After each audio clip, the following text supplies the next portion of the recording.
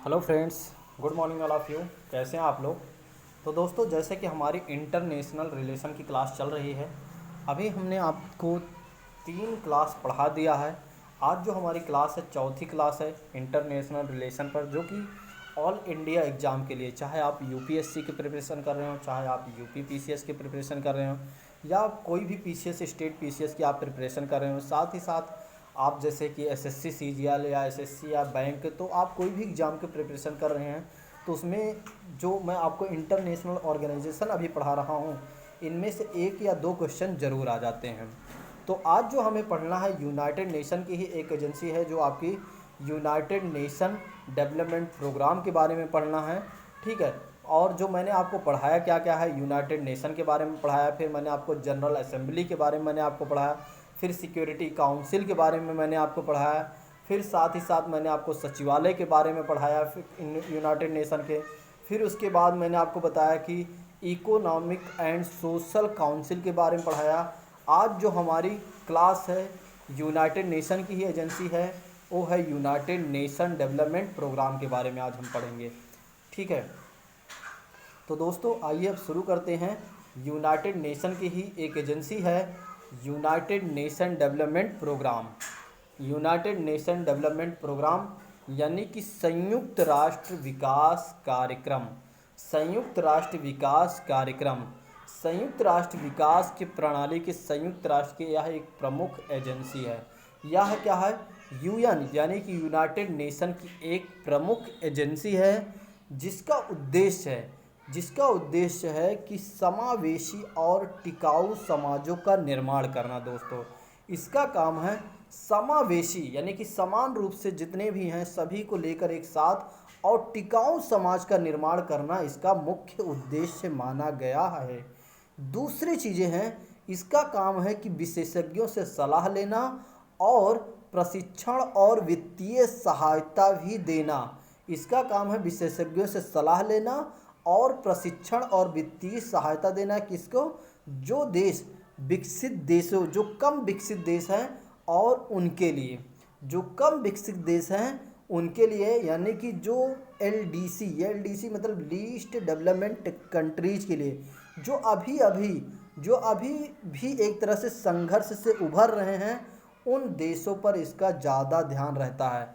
तो हमने क्या देखा यहाँ पर, United Nation Development Programme UNDP जो है संयुक्त राष्ट्र की यानी कि यूनाइटेड नेशन की एक प्रमुख एजेंसी है, जिसका मुख्य उद्देश्य है कि समावेशी और टिकाऊ समाजों का निर्माण करना। दूसरी चीज़ें, इसका मुख्य काम है विशेषज्ञों से सलाह लेना और प्रशिक्षण और वित्तीय सहायता प्रदान करना। किन्हें प्रदान करना? उन देशों को जो कम विकसित देश हैं, जो अभी एक तरह से संघर्ष कर रहे हैं अपने आप को कम विकसित से विकासशील लाने में और विकासशील से विकसित में लाने में। क्लियर दोस्तों? नेक्स्ट बातें आती हैं कि संयुक्त राष्ट्रों के बीच व्यापार को सुविधाजनक, अब देखो कैसे लाएगा दोस्तों, कैसे जो इसका काम है कि जो कम विकसित देश हैं उनको विकासशील की ओर लाना और विकासशील से विकसित की ओर लाना, कैसे इसका मुख्य काम है। ठीक है, कैसे यह करता है काम। दूसरी चीज़ें है इसमें कैसे काम करता है, राष्ट्रों के बीच व्यापार को सुविधाजनक बनाने के लिए दो प्रणालियों को प्रभाव में लाया गया। ठीक है, दो प्रणालियों की प्रभाव में लाया गया। किसके लिए? यूएनसीटीडी द्वारा। यूएन के लिए सुविधाजनक बनाने के लिए यूएनसीटीडी दो प्रणालियों को प्रभाव में लाया, यानी कि इस संस्था ने, मैं आगे पढ़ाऊंगा, यूएनसीटीडी दो प्रणालियों को प्रभाव में लाया। पहली प्रणाली क्या मानी गई? प्राथमिकता की सामान्यीकृत प्रणाली यानी कि Generalized System of Preference, GSP के तहत इसका क्या काम होगा कि विकसित देश विकासशील देशों के निर्यात को बढ़ावा देने के लिए व्यापारिक रियायतें देना। पहली चीज़ें क्या लाया गया? प्राथमिकता प्रणाली की सामान्यीकृत प्रणाली में, प्राथमिकताओं की सामान्यीकृत प्रणाली में अगर आपको इसको ध्यान नहीं रखना है तो जीएसपी के तहत, आप जीएसपी शब्द को याद रखिएगा, जनरलाइज्ड सिस्टम ऑफ प्रेफरेंस को ध्यान रखिएगा। ठीक है, कि जीएसपी के तहत क्या होगा, जो विकसित देश हैं वो विकासशील देशों को निर्यात में बढ़ावा देने के लिए व्यापारिक जो रियायतें हैं उनको प्रदान करना कि व्यापारिक एक दूसरे में एक तरह से जो निर्यात होता है, जैसे एक देश दूसरे देश से कुछ निर्यात करता है, जो विकासशील देश हैं, जो कम विकसित देश हैं, यदि वह विकसित देशों में निर्यात करते हैं तो उनके ऊपर जो बहुत ज़्यादा जो शुल्क लगाया जाता है, जो टैक्स लगाया जाता है, वह ना लगाया जाए। ठीक है, वह यानी कि उनके व्यापारिक रियायतों में थोड़ा से व्यापारिक रियायतें दिया जाना चाहिए। पहली प्राथमिकता ये हो गई। दूसरी प्राथमिकता यानी कि दूसरी प्रणाली क्या है, व्यापार प्राथमिकताओं की सामान्यीकृत प्रणाली में दूसरी प्रणाली क्या है, GSTP यानी कि Generalized System of Trade Preference में। इसमें कहा गया है कि इसके तहत विकासशील देश अन्य विकासशील देश के निर्यात को बढ़ावा देने के लिए व्यापारिक रियायतें दे सकते हैं। ठीक है, जो विकासशील देश है दोनों के तहत क्या है, जो विकासशील देश हैं,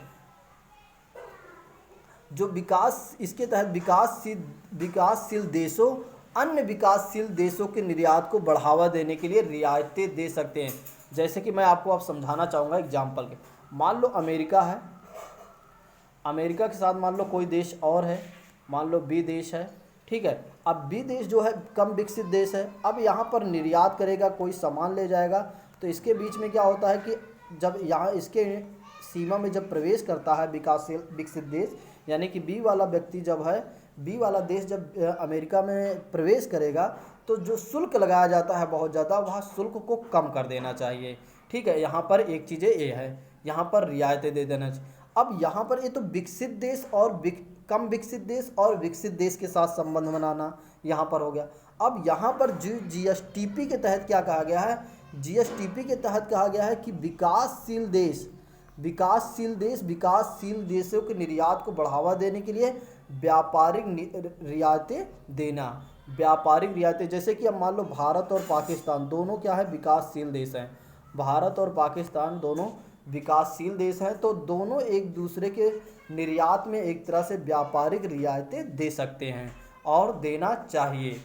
ठीक, दूसरी चीज़ इसमें कहा गया है कि WTO क्या है, हालांकि WTO राष्ट्रों के बीच गैर भेदभावपूर्ण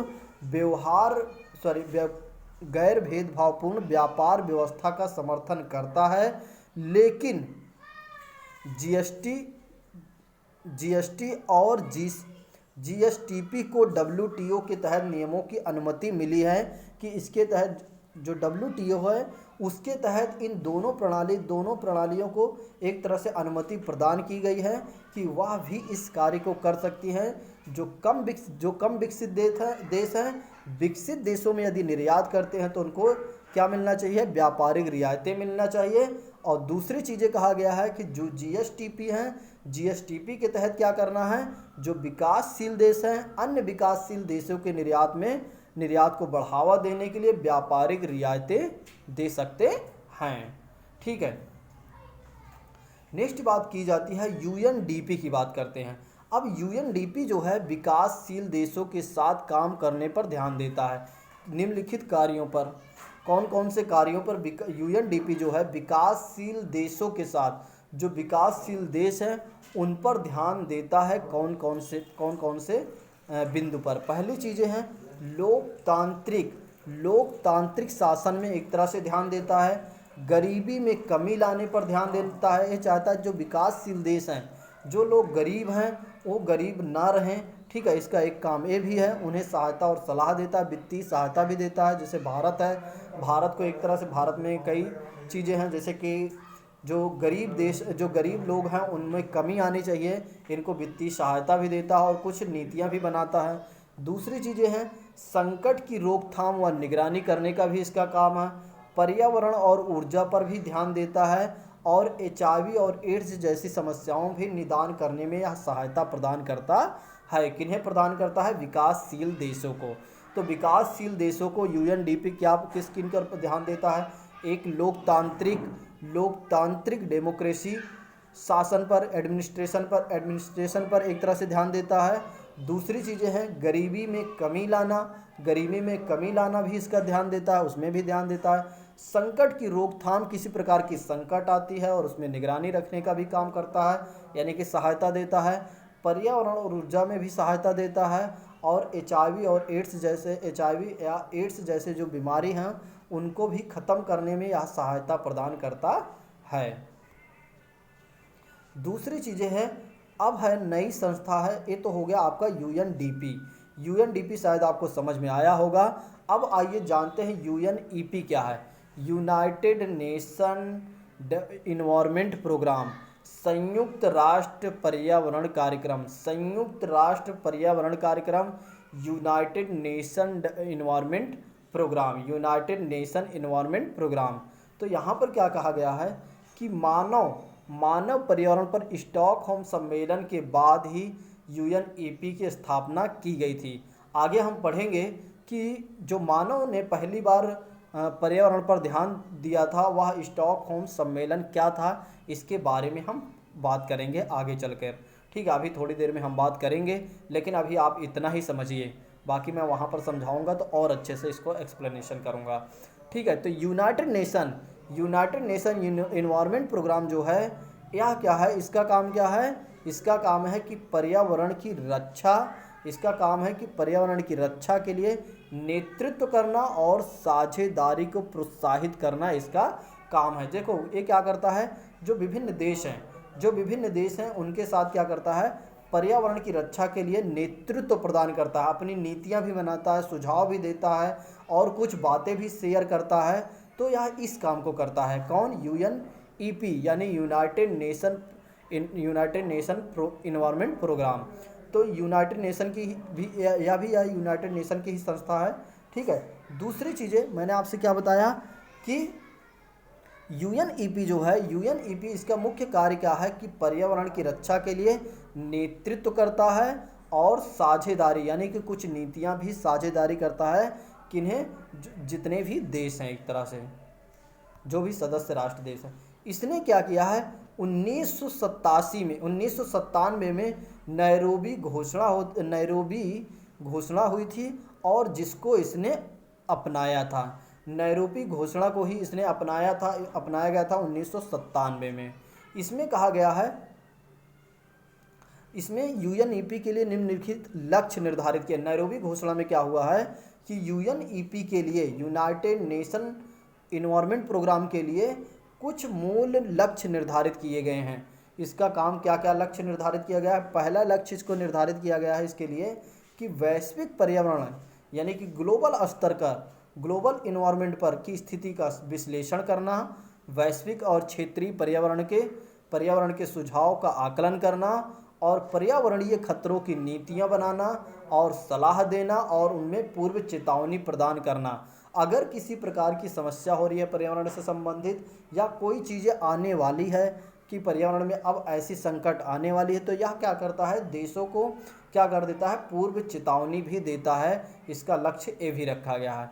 दूसरी चीज़ें हैं, इसके अलावा सतत विकास के उद्देश्य से अंतर्राष्ट्रीय पर्यावरण कानून का भी विकास करना। देखो एक ऐसा कानून का निर्माण करना भी इसका काम है जो अंतर्राष्ट्रीय सभी देशों के लिए समान होना चाहिए। ठीक है, इसका काम एक ये भी है। और साथ ही साथ उभरती पर्यावरण की चुनौतियों पर सहयोग को प्रोत्साहित करना भी इसका काम है। उभरती पर्यावरणीय चुनौतियों पर सहयोग को भी प्रोत्साहित करता है। और नेक्स्ट बात यह है कि संयुक्त राष्ट्र प्रणाली में पर्यावरणीय गतिविधियों के समन्वय में अपनी भूमिका को भी मजबूत करता है। यह क्या करता है कि संयुक्त राष्ट्र प्रणाली में, जो यूनाइटेड नेशन की प्रणाली में पर्यावरणीय की गतिविधियों के समन्वय में अपनी भूमिका मजबूत करता है। यह बताता है कि यूनाइटेड नेशन में कि देखो हमने पर्यावरण पर कितना अच्छा कार्य किया है, यानी कि एक तरह से अपना नंबर भी यह बनाता है। और साथ ही साथ अंतर्राष्ट्रीय पर्यावरण एजेंडे को लागू करने में भावी सहयोग की सुविधा भी प्रदान करता है, साथ ही साथ जागरूकता भी बढ़ाता है और उसमें सुविधा भी प्रदान करता है। जो पर्यावरणीय एजेंडे हैं, जो आने वाली कोई नीतियां हैं, उनमें यह सहयोग भी देता है और सुविधाएं भी देता है और जागरूकता भी यह देता है। कौन, UNEP। इसका लक्ष्य ये भी रखा गया। राष्ट्रीय और अंतर्राष्ट्रीय स्तर पर क्या करता है, वैज्ञानिक समुदाय और नीति निर्माताओं के बीच भावी कड़ी के रूप में भी यह कार्य करता है। इसका काम ये भी है कि राष्ट्रीय स्तर पर और अंतर्राष्ट्रीय स्तर पर वैज्ञानिक समुदाय, जितने भी पर्यावरणविद हैं, जो पर्यावरण एक तरह से जो पर्यावरण पर बहुत ज़्यादा काम करते हैं, जो एक तरह से वैज्ञानिक हैं, उनके बीच क्या करता है, उनके बीच बैठता है और उनसे नीतियाँ बनवाता है और उन चीज़ों पर सलाह लेने के बाद लोगों के साथ, यानी कि जो देश हैं, जो राष्ट्रीय स्तर पर और अंतर्राष्ट्रीय स्तर पर क्या करता है, काम करता है। दूसरी चीज़ें हैं सरकारों और अन्य प्रासंगिक जो संस्थाएं हैं, संस्थाओं को पर्यावरणीय संस्थान निर्माण करने के लिए प्रमुख क्षेत्रों में नीति और निर्माण की देखो अब इसमें मैं आपको समझाना चाहूँगा, जो विभिन्न देश के जो सरकारें हैं, उनके यहाँ जो पर्यावरणीय संस्थाएं हैं, जो पर्यावरण पर काम कर रही हैं, उनको यह क्या करता है, उनकी संस्था में क्या करता है, नीतियाँ बनाता है और उनको नीतियाँ सौंपता और सलाह भी देता है। एक तरह से ऐसा भी कहा जा सकता है कि उन्हें नीतियाँ और सलाह बनाने में या सेवाएं भी प्रदान करता है। अगर वे लोग कोई अपने देश से संबंधित, अपने मान लो भारत है, भारत क्या करना चाहता है, पर्यावरण की कोई एजेंसी है, भारत में कोई पर्यावरण की एजेंसी है, वह क्या करनी चाहती है, कोई पर्यावरण पर नीतियाँ बनानी चाहती हैं। अब मान लो नीतियाँ बनानी चाहती हैं या कुछ नीतियाँ बनानी चाहती हैं कि हाँ कुछ और अच्छा होना चाहिए, तो अब मान लो इसको क्या है कि किसी से सहायता लेना है, किसी से सहायता लेगी तो और बड़े स्तर पर काम हो सकता है, तो यूएनईपी के पास जाता है और यूएनईपी इसे क्या देता है, सलाह देता है। ठीक है, तो आपको समझ में आया होगा कि यूएनईपी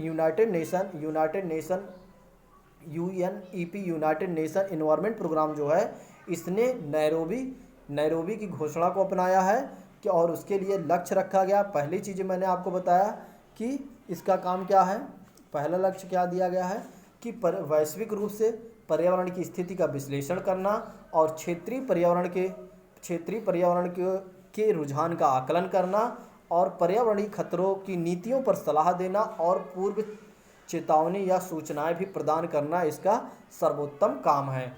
दूसरी चीज़ें हैं, मैंने आपको बताया कि 2-3 पॉइंट आपको याद रखना है, बहुत ज़्यादा याद नहीं रखना है क्योंकि सारे पॉइंट आप याद रखेंगे तो भूल जाएंगे।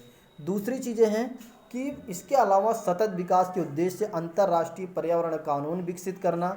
ठीक है, अंतर्राष्ट्रीय पर्यावरण कानून भी विकसित करना इसका एक काम ये भी है।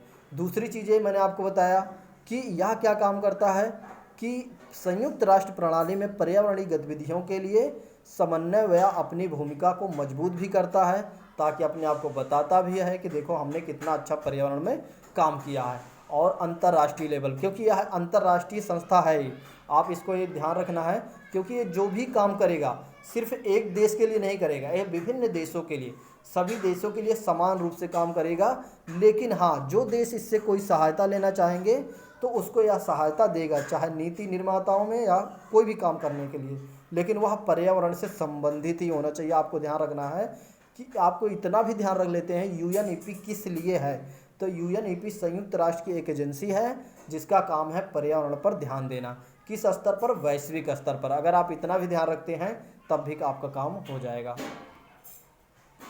उसके बाद जो मैंने अभी चर्चा की थी शुरू होने से पहले कि मानव पर्यावरण पर संयुक्त राष्ट्र सम्मेलन, देखो दोस्तों, पहली बार 1972 में हमें पता चला कि अगर पर्यावरण ह्रास जो हो रहा है, पर्यावरण के कारण अगर हम पर्यावरण पर ध्यान नहीं देते हैं तो एक तरह से हमें आगे चलकर बहुत दिक्कतों का सामना करना पड़ सकता है, बहुत समस्याएं हो सकती हैं, जिसके कारण हमने एक अंतर्राष्ट्रीय सम्मेलन आयोजित किया था। एक अंतर्राष्ट्रीय सम्मेलन आयोजित किया गया था जिसे बोला गया था स्टॉकहोम सम्मेलन। कब किया गया था? 1972 में। 1972 में इस बात को आपको ध्यान रखना है। कहाँ पर किया गया था यह सम्मेलन? स्वीडन में, स्वीडन के स्टॉकहोम में, इसलिए इसे बोला गया है स्टॉकहोम सम्मेलन। तो पहली बार जब मानव ने ध्यान दिया पर्यावरण पर तो एक सम्मेलन आयोजित किया गया था। कहाँ पर किया गया था? स्वीडन में किया गया था, स्वीडन के स्टॉकहोम में, इसलिए स्टॉकहोम सम्मेलन भी इसे कहा जाता है। किस पर किया गया था? पर्यावरण पर दोस्तों। ठीक, अब शायद आपको समझ में आया होगा। ठीक, तो आज के लिए बस इतना रखते हैं। Thank you so much. और नेक्स्ट क्लास के लिए आप वेट करिए, बहुत जल्द ही मैं आपको नेक्स्ट क्लास लेकर आऊँगा, यानी कि अब आपकी डेली क्लासेस चलेंगी मॉर्निंग में ही दोस्तों। ठीक है, तो आज के लिए बस इतना रखते हैं। Thank you so much. जय हिंद।